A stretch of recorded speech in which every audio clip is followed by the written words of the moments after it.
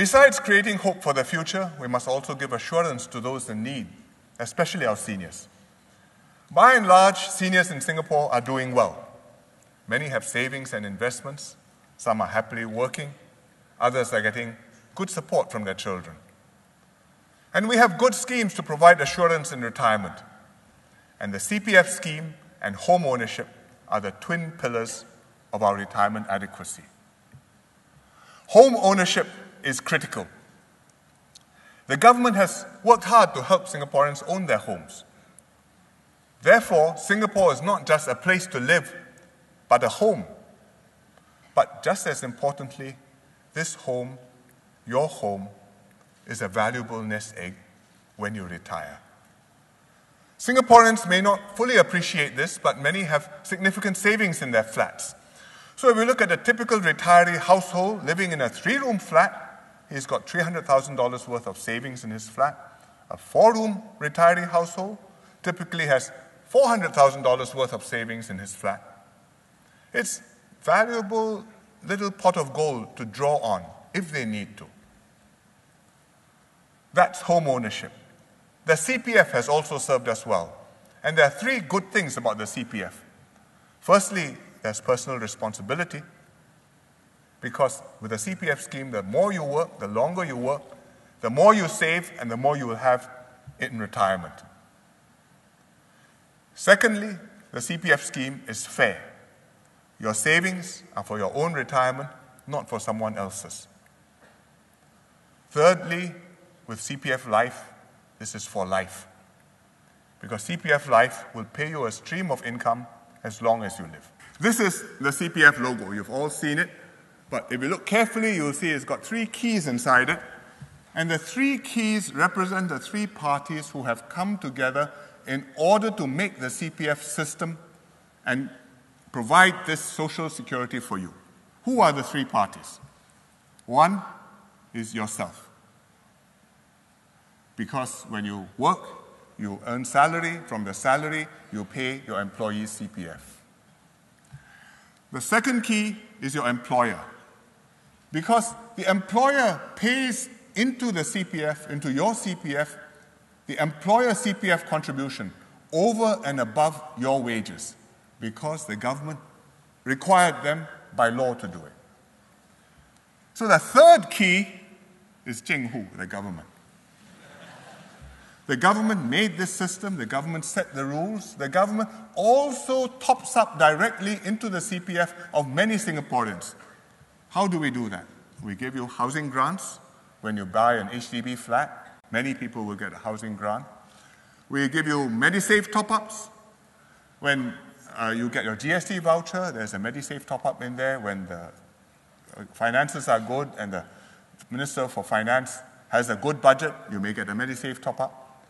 You get workfare, because if you're a low-income worker, in your workfare, a big contribution goes automatically into your CPF every month to help you save for your retirement. So together, the 3 of these, you, your employer, your government, have set up the CPF for a common purpose. And that common purpose is to set up a nest egg for you for your retirement. What is this nest egg for? It's not for you to take out the whole lump sum at once. It is for you to be able to draw out a steady stream of income from the CPF in old age. It's to give you old age security.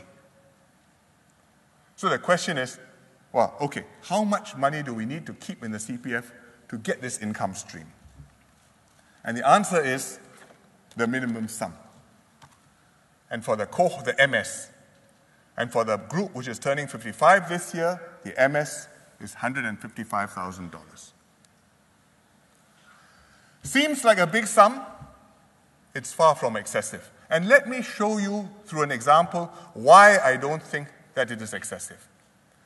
Last year, I was your real estate agent. This year, the real estate market is no good. I've upgraded myself. I've become a financial planner. Okay. As a financial planner, I was sitting in my office. Mr. and Mrs. Tan came to consult me. They are reaching 55. They have to make decisions on their CPF and their retirement plans. So they came to ask me to talk through their options. Let me show you. Here's Mr. Tan. He's 54 plus years old.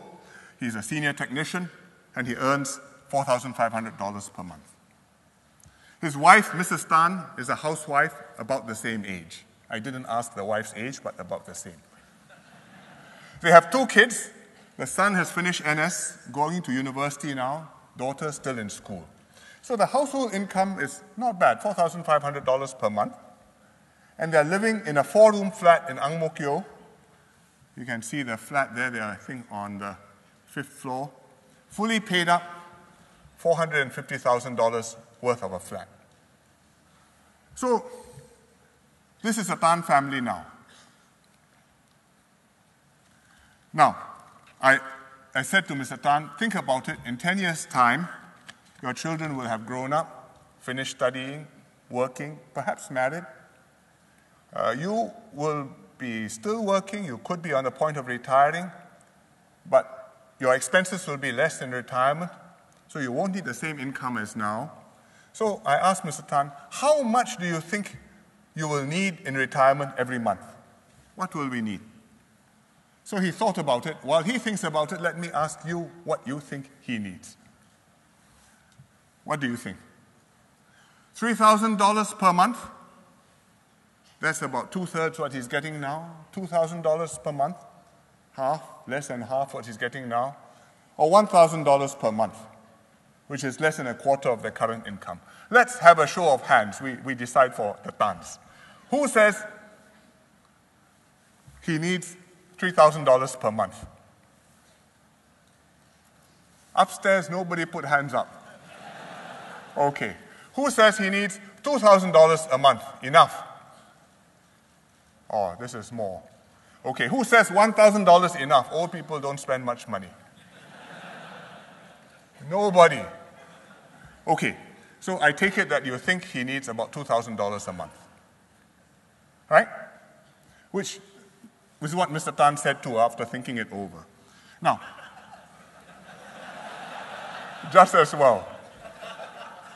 So let me ask you this, which is what Mr. Tan asked me. To get $2,000 a month from the age of 65 for the rest of his life, how much money do you think he must put in to the CPF now and lock up so that 65 years old he can start drawing $2,000 a month? So Mr. Tan didn't know the answer, but I had a calculator. CPF has these things, and they did the sums. So I looked up the answer, and the answer is he needs $250,000 now, when he's 55 years old, in order to get what he wants, if it is all to come from the CPF, $2,000 a month. And I don't have to tell you, but this is more than the MS, which is only $155K. So I told Mr. Tan this. He looked a bit disappointed. He says, I don't have $155K. So I said, well, you own a house, right? He said, yes. So I said, the CPF lets you count your house in the MS. So your house can make up half the MS. And then you only need to put $77,500 of cash in the CPF. If you want, you can take the rest out. And then you will have made up your full MS, half property, half cash. So he brightened up. He says, $77,500, no problem. I can take some money out now, go on holiday with my wife. Then I said, I haven't finished the sum. $250,000, you get $2,000. $77,500, if you only leave $77,500 in the CPF, you will get out of the CPF, how much do you think? All of $600 per month. So if you need $2,000, this is not going to be enough, and you have to think of some other sources of income when you reach 65. So he stopped planning his holiday. He asked me, so what can I do? I said, well, you have several options. First, you could continue working, because 10 years' time, most likely, we're working with NTUC. We should have raised the re-employment age beyond 65, and if you're still healthy, I would strongly encourage you to continue working. Secondly, your children will be working. And they may help to support you. I hope so, because we teach them that in school. Thirdly, you can draw on your personal savings. You told me you had some POSB account savings. So that's for a rainy day and for old age. Or you can get some money out of your house. So Mr. Tan says, now, okay, how do I do that? So I said, well, there are several ways you can take money out of your house. You could rent out one room.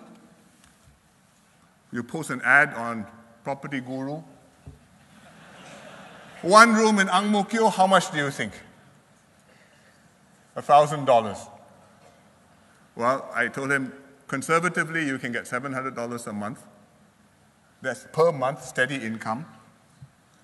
Or if you're going to move in with your children have married, you can move in with them. You can rent out the whole flat.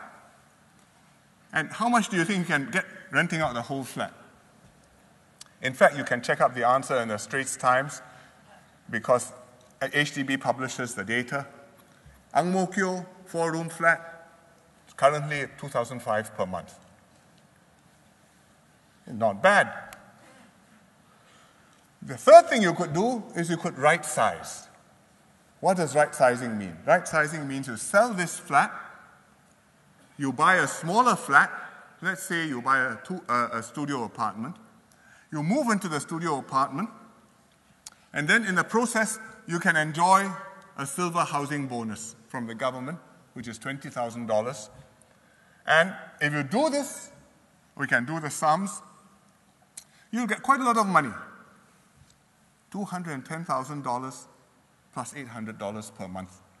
$800 per month is additional income, and it's on top of what CPF Life was going to pay you. So Mr. Tan says, wow, sounds good. Then he got a bit carried away. He says, if I'm going to live with my daughter, why don't I just sell my flat outright? I'll get even more money. So I said, well, I encourage you to stay with your children, but I would advise you to think very, very carefully before you sell your flat. Because I've seen so many sad cases. Seniors cashed out unwisely, cheated of all their money, sometimes even turfed out by their children. Quarrel with children, quarrel with in-laws.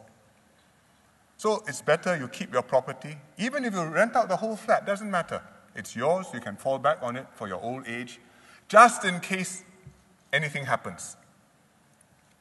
So he paused again. Then he asked me a new question. He says, my neighbor, 3-room, he just turned 65. He's a bit older than me. He did a lease buyback with HDB. How does that work? So I said, sorry, lease buyback not for you. Lease buyback 3-room, your 4-room cannot. So he says, never mind. Assuming can, then how?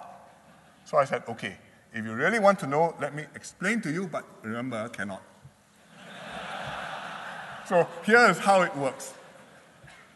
You bought this flat when you got married, and it came with a 99-year lease. Looks very long. So this line is a 99-year lease on your flat. You've lived in it since then, now quarter century. In 10 years' time, you'll be 65 years old, and you will still have this long lease left. In fact, the long lease left is about 65 years. So I think when you're 65, you probably are not going to live in this house for another 65 years, right? So he said, okay. So I said, well, so let's say you live in this house for another 30 years. Then you really don't need the rest of the lease beyond that. You only need these 30 years. So this part you can sell to HDB, and HDB will buy back from you. That's why it's called a lease buyback. And if they buy it back from you, then they'll shorten your lease and they'll give you some money. So he says, how much? So we did the sums, assuming he can get it. Well, he gets $27,500 plus $900 per month. And again, this is on top of what he gets from CPF. It's not quite as much cash as if he's right-sizing, but that's because he can continue to stay in the same flat. And he can even rent out a room in the flat if he wants. But I said, sorry, yours 4-room, so no lease buyback. So Mr. Tan says, oh, what a pity. Can I see my MP or not? to appeal for lease buyback. So I told him, sure, your MP, I think this is Lee Hsien Loong, Block 322 Avenue 3 every Wednesday night at 8 p.m. And that's how my advisory session ended, and next thing I knew, I saw Mr. Tan at my MPS. So actually, what Mr. Tan wanted, which is to have the lease buyback for 4-room flats, many other Singaporeans also want. Last year, we held the Our Singapore conversation, and there were many seniors who were living in larger flats asking for lease buyback because they felt that right-sizing, moving to a studio apartment, taking the silver housing bonus, they're all attractive options, but they still preferred to grow old in the comfort of their own homes. And I can fully understand that. The surroundings are familiar, your old friends are around you, your neighbors are, you've known them for so long. You don't want to uproot yourself, move somewhere else unfamiliar, set up, and then have to establish your networks and your links all over again. So HDB has studied this carefully, and I'm happy to tell you, as well as Mr. and Mrs. Tan, if they're still watching, that we will extend the lease buyback scheme to 4-room flats.